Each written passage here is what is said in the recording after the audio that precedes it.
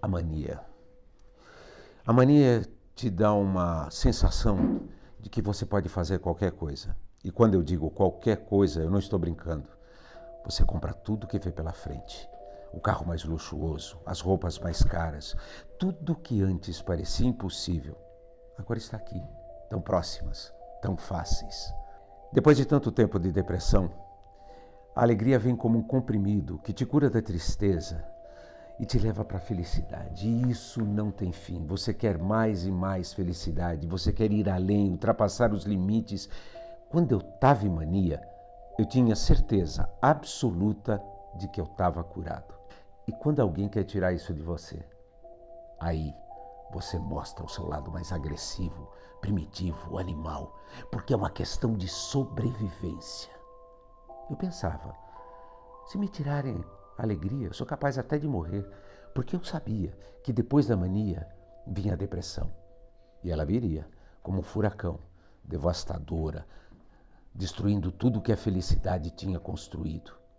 E eu iria ficar sozinho de novo, sozinho com a minha depressão.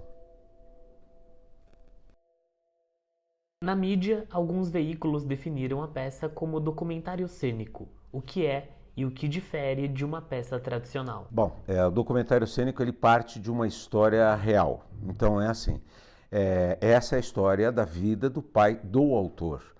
Então ele escreveu uma peça de cunho pessoal, onde ele retrata todo o drama que ele passou, o que ele lembra com o pai sendo bipolar, etc. e tal. O que torna diferente é exatamente esse cunho pessoal. E a dramaturgia, ela passa a ser um pouco mais narrativa, através de um contador, que seria o outro ator, o Juliano, que faz o filho, ou seja, o próprio autor. E eu seria o pai bipolar. Então, na verdade, o gênero documentário, né, ele vem do documentário cinematográfico, né? E o que define uma peça ser um documentário cênico é ela ter algum documento colocado na cena, né? Como essa peça ela tem um fundo biográfico, né, e muitas das falas, muitas das questões que estão colocadas, elas foram originadas de vivências, fotos, documentos, inclusive, né? Tem uma cena que o juiz se coloca, então, aquilo que ele fala é um documento escrito, que está transcrito como fala, aquilo que o médico coloca é um documento escrito, um laudo médico que foi transcrito para a cena.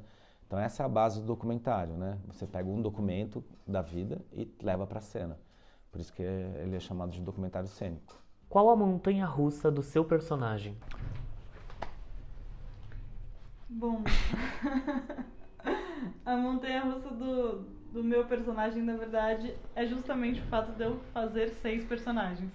Então acho que foi o grande desafio nessa montagem pra mim, porque foram 6 construções diferentes. Eu faço o filho, o flashback do filho pequenininho. Eu faço a irmã em vários momentos de vida diferentes da irmã, que na verdade é uma representação dos vários irmãos do Marcelo, né? Que o Marcelo, eles são em 5 irmãos, mas na peça ele vem representado por um só. Eu faço uma enfermeira que não é muito realista. Ela é uma visão de uma enfermeira no pesadelo da mãe. E assim vai, eu faço 6 ao todo. Então, pra mim, como atriz, foi muito interessante construir todos esses personagens em várias situações, em vários climas diferentes. Foi justamente aí, eu acho, a dificuldade. Para mim, eu acho que foi o fato de ter uma quantidade grande de texto e ter o peso de ser o filho contando a história da família. E o peso maior de não ser o filho contando a história da família como se fosse o filho, com todas as questões, né, psicológicas, emocionais e tal, não. O filho, aspas, frio ali, narrador, contador da história. O tema central da peça é a bipolaridade. Como foi o método de pesquisa? Olha, na verdade, assim, cada um tem uma escola diferente, né? Esse é um tema que, de uma forma ou de outra, ele está na nossa sociedade o tempo inteiro. A gente lê um livro, alguns atores, por exemplo, têm um método de pesquisar, de ver, de conhecer a família do autor, de ver a mãe. Então eu, particularmente, já gosto de me aproximar o máximo possível de quem seja, de quem tenha sido essa mulher, né? Então, a primeira fase, que era mais leituras, o começo de ensaios, eu fui muito pelo meu coração, pela minha intuição, e eu falava assim, ai gente, eu quero ligar para o Marcelo, eu preciso saber coisas, né, dessa mulher e tal. Mas só depois de um tempo, depois que eu já tinha, né, assimilado a personagem, adquirido o meu ponto de vista, aí eu fui fazer perguntas, ver fotos. Então, por exemplo, a sombra azul no olho, é porque eu vi uma foto que ela estava com sombra azul, então eu achei o máximo, né? Se eu tivesse que escolher uma cor, é o azul, por que não, né? Porque essa é a cor que ela escolheu um dia, talvez. Eu parto de uma outra coisa, eu parto simplesmente do texto. O texto está ali. E o que eu tenho que colocar ali é a minha vida, a minha experiência, a minha visão e a minha alma e meu coração em prol daquela verdade. Então, a partir do momento que aquilo é um documentário, eu não posso inventar firulas. Ele não é uma peça em que você, enfim, fica buscando uma gênesis, vai ver quem é. Isso não é, nem faço mais isso. Não que eu não fizesse, mas esse não é mais o meu método. O que a peça lhe proporcionou como artista e como cidadão? O que a peça me... Bom, na verdade, para mim, está sendo, e tenho certeza que até o fim será um grande desafio, porque eu tenho muita dificuldade de falar, assim, olhar para as pessoas, assim, olho no olho. Então está sendo um desafio em diversos setores, assim. Juliano é o narrador da peça. Então para mim tem sido um grande desafio, assim, a coisa do olhar, enfim, a própria história, a contação da história, no melhor sentido da palavra, assim.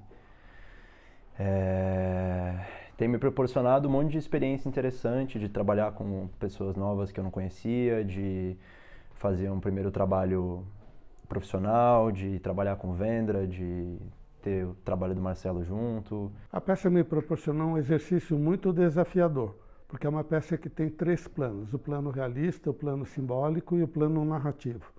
Então isso para um diretor foi muito desafiante, como encenar o espetáculo, não é? Porque o tempo todo as cenas são curtas e elas mudam de plano o tempo todo. Então foi um grande desafio técnico e um grande desafio artístico, encontrar a concepção e a encenação desse texto.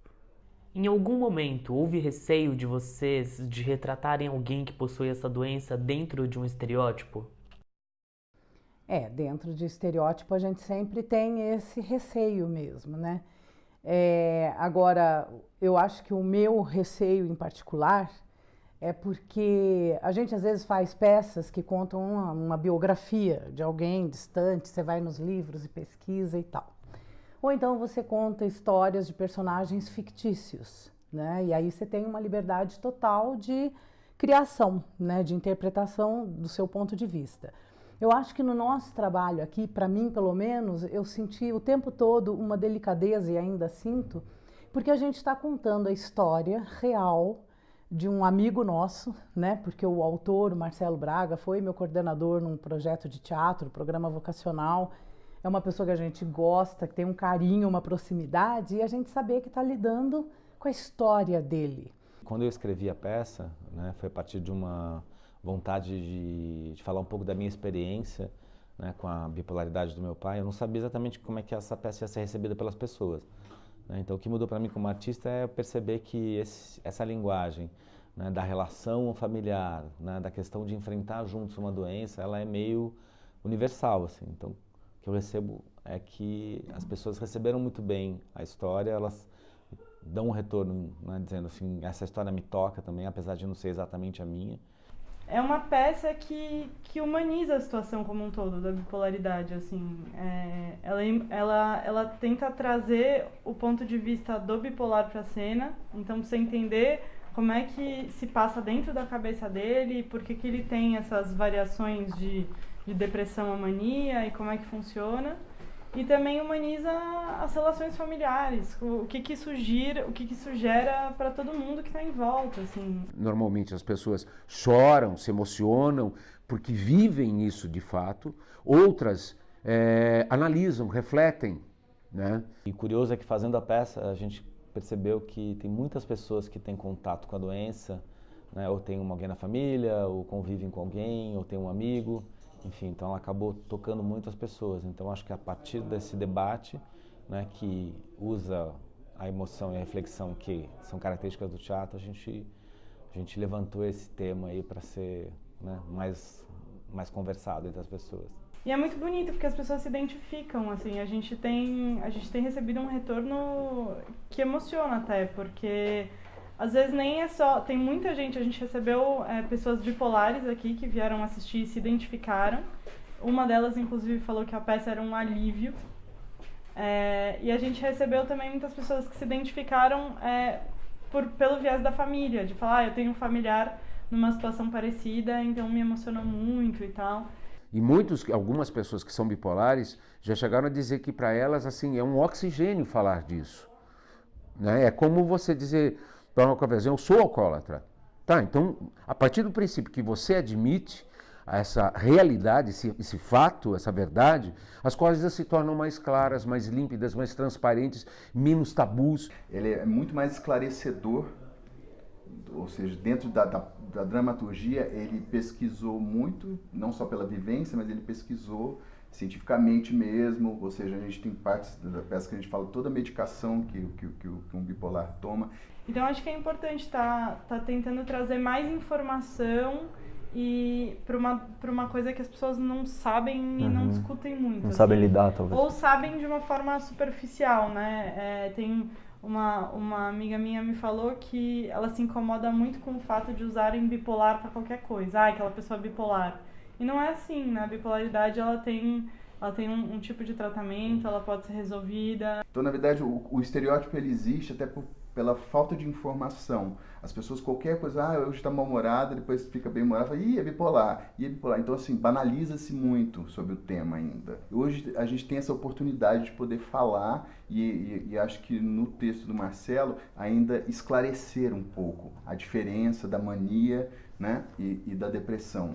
Então, eu acho que nesse ponto é até um serviço, é mais do que teatro. Eu acho que tem uma coisa de arte, educação, um serviço, o social também é muito, muito importante nesse espetáculo.